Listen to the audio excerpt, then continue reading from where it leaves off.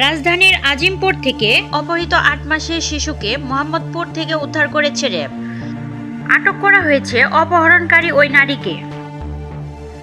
র্যাবের legal and media বিভাগের সহকারী পরিচালক আনাম ইমরান খান জানিয়েছেন, 15 নভেম্বর শুক্রবার মধ্যরাতে মোহাম্মদপুর এলাকা থেকে অপহৃত শিশুটিকে উদ্ধার করা হয়েছে।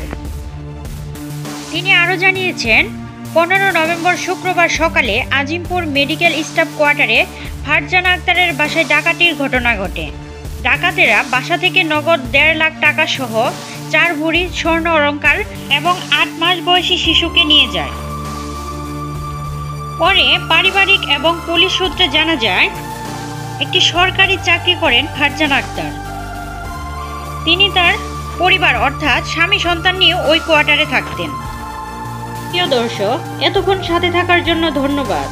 এরকম আরও নিত্য নতুন সংবাদ পেতে আমাদের ওয়াইটিভি নিউজ চ্যানেলটি সাবস্ক্রাইব করুন এবং আপনাদের ভালো লাগলে লাইক, কমেন্ট, শেয়ার করে পাশেই থাকুন। আর হ্যাঁ, ফেসবুক থেকে দেখে থাকলে ফলো দিতে ভুলবেন না। ধন্যবাদ।